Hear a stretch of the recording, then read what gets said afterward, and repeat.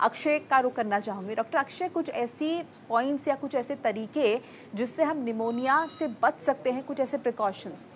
ये आपने बहुत अच्छी बात पूछी है। इसको हम बोलते हैं प्राइमोर्डियल प्रिवेंशन, मतलब किसी बीमारी के होने के पहले ही उस बीमारी को प्रिवेंट करना। जैसा कि निमोनिया के बारे में आप सब जानते हैं कि इसका जो मोड ऑफ ट्रांसमिशन है, जैसे कि ये फैलता है तो ये एरोसोल से फैलता है, ड्रॉपलेट मोड ऑफ इन्फेक्शन रहता है इसका। तो अगर आप ऐसी कई गैदरिंग में जा रहे हैं जहाँ पर फेफड़ों की बीमारी होने के चांसेस ज़्यादा है, या आप कोई ऐसे एटमॉस्फेयर में जा रहे हैं जहाँ पर पॉल्यूशन ज़्यादा है, या फिर आप किसी पेंडेमिक के बीच में, तो सबसे पहले एक आपको काम करना चाहिए, वो है आपको मास्क लगाना चाहिए। पहला सबसे कॉमन जो आप प्रिवेंशन आप कर सकते हैं वो है मास्क लगा सकते हैं। दूसरा, जो चीज़ें आप रेगुलरली टच कर रहे हैं उसको आपको डिसइंफेक्ट करना चाहिए, उसको क्लीन रखना चाहिए। तीसरा, आपको अपने हाथ साफ करने चाहिए, हाथ धो के, और बार बार अगर आपको कफ आ रहा है, कोल्ड हो रहा है, तो उसको बार बार आपको क्लीन करें, तो हमेशा आपको अपने हाथ साफ करने चाहिए। चौथा, जैसा कि आप सब जानते हैं कि जैसे कोविड पेंडेमिक हुआ, उसमें भी एक तरीके से हमारे पास निमोनिया के काफ़ी केसेस आए हैं। तो आप एक सेफ डिस्टेंस मेंटेन करके चलिए अगर ऐसे कोई पेशेंट है या फिर आपको ऐसा कोई लग रहा है जी कि जिससे आपको इन्फेक्शन होने के चांसेस है। जी, हमारे साथ एक कॉलर पे जुड़ चुके हैं रेवाड़ी से। बहुत बहुत स्वागत है सर, आपका सवाल पूछिए अपना। मैडम, मेरी नाक है ना बार बार टपकती है, तो एक नाक ब्लॉक हो जाती है। जी, आपकी एक नाक ब्लॉक हो जाती है, बार बार बहती है? हाँ, और सांस लेने में फिर थोड़ी दिक्कत आती है। निमोनिया के लक्षण तो नहीं है, और मेरी इसकी रेमेडी बता सके तो प्लीज, बड़ी मेहरबानी। आप जानना चाहते हैं कि निमोनिया के सिम्टम्स तो नहीं है ये, राइट? डॉक्टर आशीष, देखिए, जो आपके सिम्टम्स हैं वो एलर्जिक राइनाइटिस या क्रॉनिक राइनाइटिस के सिम्टम्स हैं।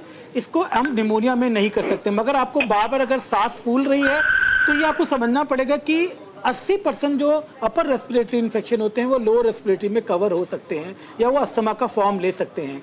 अगर आपकी नाक की ज़्यादा प्रॉब्लम है, आप अपने ईएनटी डॉक्टर को दिखाएं, वो आपको कुछ नेजल स्प्रे देगा, उससे आपका जो ये प्रॉब्लम है ये सॉर्ट आउट हो सकता है।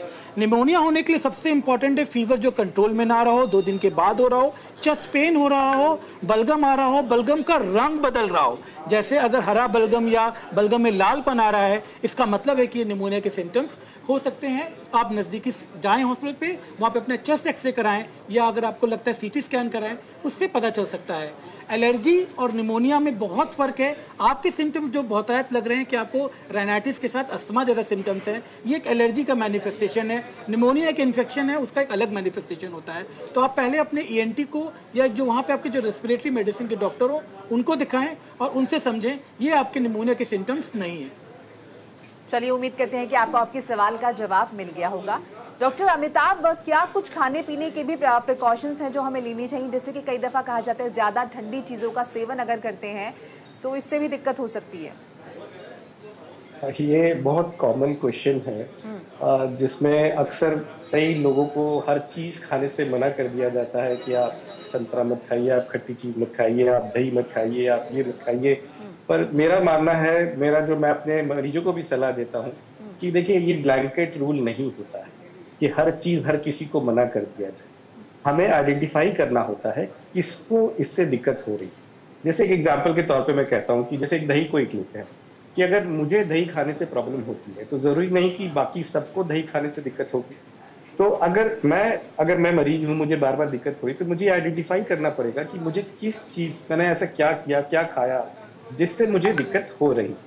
तो वो कोई भी चीज हो सकता है, वो संतरा, मौसमी, दही, केला, दूध, कुछ भी हो सकता है जी। तो ये हर इंसान को अपना ही पता करना पड़ेगा। ठीक है, हम ये नहीं कह सकते ब्लैंकेटली कि आप सब कुछ बंद करके बैठ जाओ, जैसा अक्सर हो जाता है। छोटे बच्चों को, इनको हम लोग अक्सर सब चीज कह देते हैं कि आप सब कुछ खाना बंद कर दो। जो मेरा मानना है कि शायद थोड़ा गलत है। हमें उन्हें एजुकेट करना चाहिए, हमें उन्हें आइडेंटिफाई करने के लिए बताना चाहिए, सिखाना चाहिए कि आप आइडेंटिफाई करो कि आपको किस चीज से दिक्कत है और उस चीज को आप डेफिनेटली अवॉइड करो। जी, हमारे साथ एक कॉलर जुड़ गए, मुंबई से एंथनी है हमारे साथ। स्वागत है आपका सर, सवाल पूछिए अपना। मैडम, रात में मेरी नाक चौकअप हो जाती है और मैंने ईएनटी को बताया था, ENT को बताने के बाद में उन्होंने मेरे पल्मोनरी डॉक्टर के पास में भेजा। उन्होंने मेरा कुछ टेस्ट कराया तो मेरा IgE ये जो है 1350 आया है जी। तो ये क्या रेंज होना चाहिए? 1350 बहुत ज्यादा है क्या? डॉक्टर चेतन। नमस्कार। जिस आप ब्लड पैरामीटर्स की भी बात कर रहे हैं IG, पहले तो हम थोड़ा सा इसको ये समझ लेते हैं कि इसका और निमोनिया में कुछ ज़्यादा अभी संबंध नहीं है, बिकॉज जिस IG पैरामीटर की आप बात कर रहे हैं वो एक अलग ही डिसीज को प्रदर्शित करता है। हाँ, जो आपने जो अपना जो रेंज बताया, yes you are in a very high range and overall अगर हम बात समझने की कोशिश करें, सिंस ये जो हमारा शो है ये बेसिकली निमोनिया पे केंद्रित है, तो इस चीज़ को हमें पहले यहाँ इसको केंद्रित करके चलना पड़ेगा कि हाँ, अभी जो आपने ब्लड पैरामीटर्स बताए हैं हमें, ये ब्लड पैरामीटर्स डायरेक्टली निमोनिया के किसी पैरामीटर से रिलेटेड नहीं है। अगर आपको जो IG का आप डेंजर लेवल की बात कर रहे हैं तो IG का नॉर्मल लेवल कटआउट 150 या 200 होता है। हर लैब का वैल्यू अलग होती है। हमने देखा है अगर आपका IG 750 से ज़्यादा है, इसका मतलब है कि आपको सिवियर एलर्जी है। ऐसे में आप एक अपना एलर्जी पैनल टेस्ट करा सकते हैं। आजकल फंगल एलर्जी बहुत कॉमन हो रही है, फूड एलर्जी कॉमन बहुत हो रही है, तो आपको क्योंकि आपका 700 से ज़्यादा है ये बहुत ज़रूरी है। आपको एक PFT भी कराना चाहिए क्योंकि जब भी 700 से ज़्यादा IG होता है तो लंग्स में भी इन्वॉल्वमेंट होता है। कुछ ऐसे इसिनोफिलिक निमोनियाज भी होते हैं या कुछ वॉर्म इन्फेस्टेशन होते हैं जिनमें भी इतना IG इस लेवल तक जा सकता है। तो अगर आपका IG 1350 है जो कि 700 से ज़्यादा है तो आपको एक अच्छे एवेल्युएशन की ज़रूरत है और आपके जो डॉक्टर रेस्पिरेटरी स्पेशलिस्ट हैं वो आपको गाइड करेंगे कि आपको इसको किस तरीके से आगे आपके अपने इसिनोफिलिक को देखना चाहिए।